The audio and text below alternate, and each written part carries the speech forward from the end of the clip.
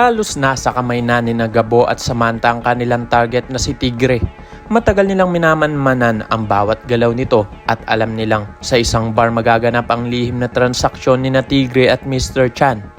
Ito na sana ang pinakamagandang pagkakataon upang tuluyan na nilang madakip ang pinuno ng sindikato.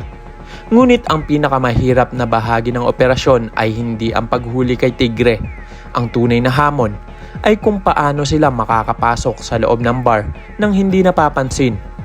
Kaya naman kanya-kanyang diskarte ang grupo ni Gabo at ang grupo ni Samantha.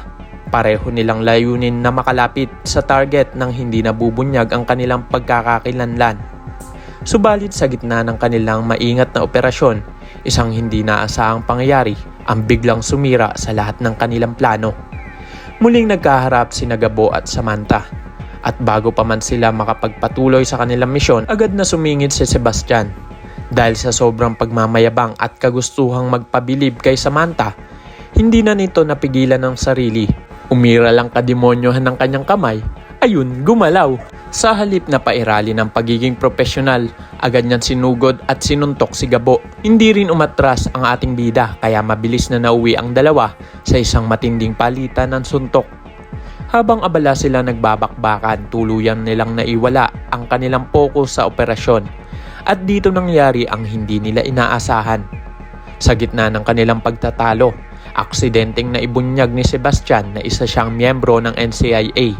Isang salita lamang ang binitawan niya ngunit sapat na iyon upang maalarma ang buong sindikato. Agad na nakahalata si Tigre na may operasyon laban sa kanya. Kaya imbes na ipagpatuloy ang transaksyon, mabilis itong tumakas kasama ang kanyang mga tauhan. Sa isang iglap, nawala ang lahat ng kanilang pinaghirapan.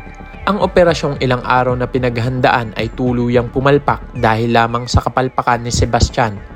Ngunit ang mas nakakagulat ay ang nangyari pagkatapos ng operasyon. Sa halip na aminin ang kanyang pagkakamali, pinili ni Sebastian na isisi ang lahat kay Gabo. Sa kanyang ulat, ipinalabas niyang si Gabo ang dahilan kung bakit nakataka si Tigre. Hindi pa siya nakontento roon. Inakusahan pa niya na si Gabo ay kakampi o kasabwat umano ng kanilang target. Para kay Sebastian, iyon na lamang ang natitira niyang paraan upang mailigtas ang sarili niyang reputasyon. Ngunit kung iniisip niyang maniniwala ang lahat sa kanyang mga paratang, nagkakamali siya. Dahil naroon mismo si Samantha.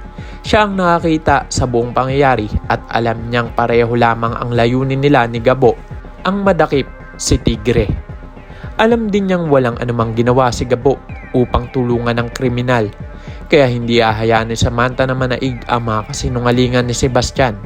Sa halip, siya pa mismo ang maglilinaw ng tunay na nangyari sa operasyon at dito mas lalo lamang nadagdagan ang galit ni Sebastian kay Gabo.